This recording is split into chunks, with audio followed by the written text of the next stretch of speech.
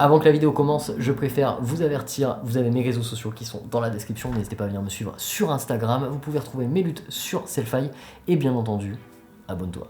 Ça fait carrément longtemps que j'ai envie de faire cette vidéo, je vais parler un petit peu à tous les passionnés d'images, que vous soyez professionnels ou ce que vous voulez, je vais vraiment parler à tout le monde. Ce matin j'ai encore eu mon pote François au téléphone. François, si vous le connaissez pas, la chaîne Explique-moi encore, qui est une chaîne absolument géniale que je vous invite évidemment à aller voir. Je vous mets le lien juste en dessous. Et j'avais encore une fois une discussion avec lui à propos des appareils, des hybrides, des caméras. Et c'est vrai que ces derniers temps, j'ai moi-même pas mal analysé un petit peu la course à toutes ces caméras, puisque j'ai regardé les rumeurs sur le Canon EOS R5. Vous vous souvenez, je m'étais largement trompé d'ailleurs, puisque je pensais qu'il allait sortir à un prix largement supérieur à 5000 €. Canon nous a donné tort, et tant mieux, c'est génial. Mais voilà, il y a cette question qui se pose, qui est une question technologique, et en fait, bah voilà, j'avais un petit peu envie d'en parler avec vous. Je vous avais dit que la chaîne un peu changerait d'horizon, et qu'il y aurait moins de tutos, mais plus d'analyse, de débat, de partage d'expérience, et je voudrais partager mon expérience avec vous aujourd'hui et vous parler un petit peu de la course au spec des caméras et de quelle caméra est idéale pour vous en fait. Une des questions qu'on me pose le plus souvent sur Instagram ou sur les réseaux en général, c'est aide-moi à trouver la caméra parfaite pour moi. Quelle caméra acheter? Je ferai peut-être une vidéo un jour sur les caméras parfaites pour chacun de vos critères, puisque en fait c'est assez facile à définir. Ce qui est par contre moins facile, c'est de définir vos besoins. Un critère c'est simple, votre critère c'est par exemple j'ai envie que cette caméra me dure longtemps. Un besoin c'est que cette caméra vous fasse de la 4K pour vos clients qui vous le demandent, c'est un besoin. Et là, c'est compliqué parce que du coup, chacun a des critères différents, mais surtout des besoins différents, parmi cette famille de grands critères. Je fais cette vidéo aujourd'hui pour vous parler en fait globalement des caméras et de la puissance aujourd'hui qu'elles ont. Voilà mes critères et voilà comment je vais vous raconter mon expérience et voilà pourquoi j'ai fait cet écosystème là de caméras, vous allez voir. Moi, mon critère c'était d'avoir l'image la plus étalonnable possible. Mais mes besoins, c'était pas du tout ça. Mes besoins, c'était d'avoir une image qualitative qui me permette de faire des clients, donc soit de la pub, de la fiction, n'importe quoi. Mais surtout de la fiction, parce que moi j'ai toujours fait beaucoup de fiction, vous le savez sur la chaîne.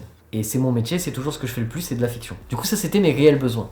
Mes critères, je le rappelle, c'était d'avoir l'image la plus étalonnable possible, donc la meilleure qualité. Moi j'ai toujours fait aucun compromis, ce qui m'a toujours intéressé c'était la meilleure image, donc avec les débits les plus puissants, le RAW vidéo, etc. Le plus puissant qui existe. Ce qui allait me permettre en fait d'exploiter, de me rapprocher d'une vraie caméra de cinéma de fiction comme une Arri Alexa ou ce genre de choses. Voilà mes critères et voilà maintenant je vais vous raconter mon expérience. Voilà comment moi j'ai commencé. Lorsque je me suis intéressé à la vidéo, la première fois que j'ai vu une vidéo, c'était une vidéo de Guillaume Desjardins des Parasites, donc une vidéo de la chaîne RVB, sur laquelle il parlait d'étalonnage. Et en fait j'ai découvert ce qu'était l'étalonnage, j'avais toujours été passionné de cinéma mais je savais pas ce que c'était. En fait, pour moi, ce qui sortait d'une caméra, c'était ce qu'on voyait en fait, directement au cinéma. Et quand j'ai compris que c'était pas du tout le cas, ça m'a fasciné, j'ai voulu absolument tout apprendre et tout voir de cet univers-là qui est l'étalonnage. Et c'est comme ça que je me suis inscrit et rentré dans cette ligne qui m'a permis de faire la chaîne de ce qu'elle est aujourd'hui. Donc j'ai commencé avec mon iPhone 5S. Ensuite, j'ai eu un Sony Alpha 5000 qui était une caméra qui filmait en 1080p et qui m'a permis de faire mon premier court-métrage et de faire de très jolies images. Par la suite, j'ai acheté un Panasonic G7. Ça. Alors ça c'est un G7, celui-là c'est celui de mon cousin, c'est pas le mien. Mais moi le mien c'est un peu le même, je l'ai encore chez moi, il est cassé. Et j'ai passé de longues années avec ce Panasonic G7. Et cette particularité de celui-ci, c'est qu'il fait de la 4K en bonne qualité, puis il vous propose même le Ciné Like D. Donc c'est un bon pas pour commencer à faire de l'étalonnage. Il a évidemment un écran qui pivote et tout. Il est super léger, il est parfait ce truc, il est super attachant, on l'aime, Panasonic G7. D'ailleurs je vous le conseille encore en 2020, c'est vous dire. Ensuite j'ai eu mon Panasonic GH5 et mon Panasonic GH5 m'a vachement rapproché de mes critères de base puisque en fait le GH5 a été une véritable évolution. J'avais fait beaucoup de vidéos à l'époque, vous vous en souvenez. 4.2 10 bits en interne, cinéma 4K en résolution directement en interne aussi. Le Vlog qui permettait tout simplement d'exploiter cette magnifique 10 bits, c'était parfait, c'était la machine parfaite. En plus il était à peine plus gros qu'un G7, il était tropicalisé donc vous pouvez aller sous la pluie avec sans problème. Bref c'était la machine parfaite. Je pense que le GH5 s'est vendu à un nombre d'exemplaires absolument colossal et ça a fait de Panasonic ce qu'ils étaient déjà avec le GH4, mais ça a vraiment assis la position de Panasonic en tant que en fait puissance numéro 1 des hybrides en vidéo, en tout cas à l'époque. Et dans le format micro 4 tiers, bien entendu, au niveau des capteurs, puisque Sony a toujours fait des appareils aussi assez puissants comme la 7S2, tout ça. Mais c'était pas pareil, parce que le GH5 avait des choses que, à l'époque, aucun hybride ne possédait, c'était la 4.2 10 bits en interne. Personne ne faisait ça. Donc c'est pas pareil, et pour mes critères à moi, c'était plus puissant d'avoir de la 4.2 10 bits en interne avec du log, plutôt que d'avoir un Sony A7S2. Parce que les ISO, je m'en foutais. Rappel de mes critères. J'ai fait ce GH5, et c'est ce que je disais avec François ce matin. En fait, ce GH5, j'en ai fait le tour, je l'ai tué, je l'ai exploité, je l'ai surexploité, j'ai tout appris, j'ai tout fait avec. Et je l'ai tellement tué que j'en ai eu marre de m'en servir, et puis j'ai fini par vendre ce GH5.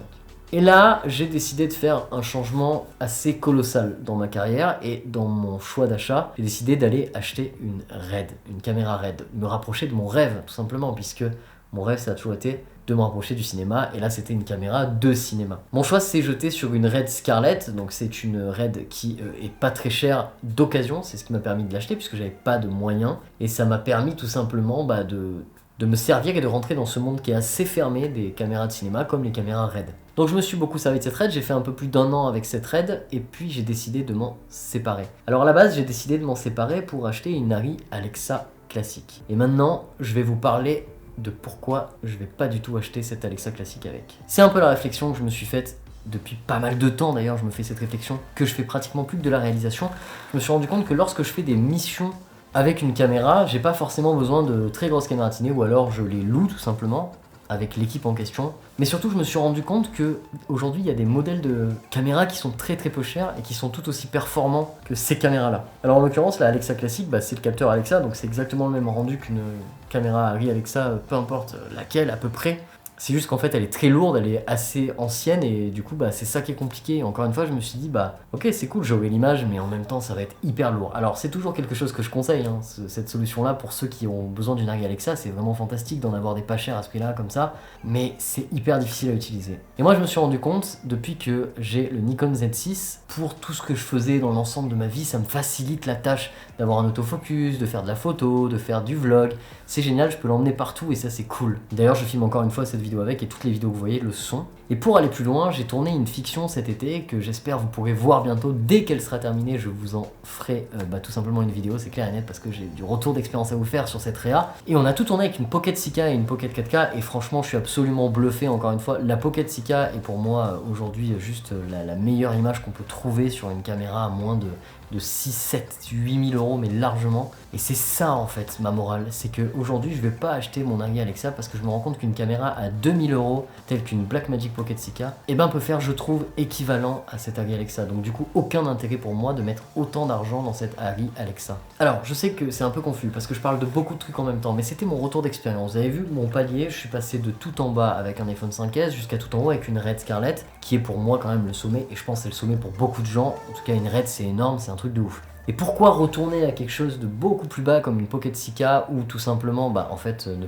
plus réinvestir dedans, parce qu'aujourd'hui mon métier ne me sert plus en fait. J'ai plus besoin avec mon métier d'avoir une grosse caméra, à part pour le kiff, mais c'est un kiff de riche et je ne suis pas riche, donc clairement je peux pas faire ça. Ce que je voulais vous partager comme brief d'expérience par rapport à tout ça, c'est qu'aujourd'hui toutes les caméras sont excellentes, et en fait, comme je l'expliquais au début de ma vidéo, on a tous des critères, mais on n'a tous pas les mêmes besoins. Sachez que vos critères peuvent vachement faire varier vos besoins également. C'est pas parce que vous avez comme critère le fait que la caméra filme en 8K que vous en avez le besoin. Et ça, c'est quelque chose qui est très important, c'est ce que le marketing veut aussi vous faire croire et vous faire bouffer. Moi, je me suis rendu compte que j'avais comme critère de filmer avec une Alexa parce que c'est trop stylé, mais en fait, j'en ai pas besoin. Une Pocket 6K, ça fait très bien l'affaire, ça fait à peu près le même résultat, à mes yeux, ça fait le même résultat qu'une Alexa classique en tout cas, et c'est surtout plus viable dans le temps, c'est plus moderne, etc. Donc au final, je m'y retrouve plus comme ça. Là, il y a eu le Sony A7S III qui est sorti, le Canon R5, il y a des vitrines technologiques, on est dans la course absolue à la technologie, tout va très vite, il y a la 8K qui arrive de partout et tout ça. Et tout le monde se dit mais ça moi je m'en fous. Puis alors il y a ceux qui sont totalement future-proof et qui sont en mode mais non mais c'est très bien. Moi personnellement j'ai pas particulièrement d'avis par rapport à ça. C'est très bien qu'il y ait des vitrines technologiques, c'est très bien que ça continue d'évoluer, ça y a pas de souci. En revanche, vos besoins, est-ce qu'ils ont changé? Est-ce que vous avez besoin de plus ou non? Et ça c'est une vraie question. C'est la question que je vous amène à vous poser dans cette vidéo, dans ce partage d'expérience. C'est vous, la commu, quel est votre réel besoin à vous? Et ça c'est la plus grande question, c'est la question la plus importante à vous poser. Côté réalité en fait et technique, effectivement les critères techniques et les fiches techniques sont toujours les mêmes, ça n'a pas beaucoup bougé. Maintenant c'est simplement vos besoins et rien que ça, et c'est ça qui va faire toute la différence. Et c'est un peu la discussion comme je vous disais que j'avais avec François ce matin, qui en fait m'a pas mal aidé, parce que on se rend compte, je pense tous les deux, à quel point c'est le plus important, c'est ce qu'on fait, le plus important c'est la mission qu'on a et les réels besoins qu'on a, plus que est-ce que notre machine est puissante ou pas, est-ce qu'elle nous permet de faire ceci ou cela. Voilà les amis, je vais pas aller plus loin dans la réflexion, je vous ai déjà posé l'essentiel de ce que je pense. En gros, tout ça pour résumer, vos critères, vos besoins ne sont pas forcément liés. Vous avez peut-être des critères qui ne sont pas du tout correspondants à vos besoins, et pensez-y pour acheter une caméra. Sachez qu'aujourd'hui toutes les caméras et les hybrides du marché évidemment sont très bien. tout fonctionne à merveille, on arrive à des qualités d'image qui sont des standards énormes et qui fonctionnent vraiment super bien, donc vous pouvez vous faire plaisir sans forcément vous ruiner, et puis surtout n'oubliez pas vos besoins, c'est le plus important. Aussi, il y a une chose qui est très importante, c'est qu'on n'y pense pas, mais évidemment, on le dit souvent, les optiques sont plus importantes que la caméra, et c'est fondamentalement, je pense, plutôt vrai. C'est-à-dire que les optiques vont beaucoup carry votre image, là où la caméra va être un peu moins importante ou impactante, puisque la caméra va vous donner surtout des fonctionnalités et un capteur, mais c'est l'optique qui va l'exploiter, donc pensez à l'exploitation, parce que c'est ça qui va être très très important. Et là par contre, tout ne se vaut pas, ça c'est clair et net. Quoi qu'on peut trouver aujourd'hui éventuellement de très bonnes optiques pour des prix plutôt bas, et ça c'est cool parce que c'était pas le cas d'il y a quelques années. Les amis, si cette vidéo vous a plu, n'hésitez pas à commenter, liker, partager. Retrouvez-moi sur Instagram comme je le disais en début de vidéo, et puis vous avez ma boutique Sellfy pour les luttes. La boutique Amazon, ça aide pas mal la chaîne si vous voulez voir tout mon matos et en acheter. Alors il n'y a pas tout, mais dans l'idée il y en a pas mal. On se retrouve très vite pour une prochaine vidéo. Ce sera une vidéo sur un moniteur, mon moniteur préféré que j'ai depuis 2 ans. Ça fait 2 ans que j'utilise, donc ce sera pour le coup très cool à voir. Et puis voilà, n'hésitez pas à vous abonner, commenter, liker, partager. Ciao, bam.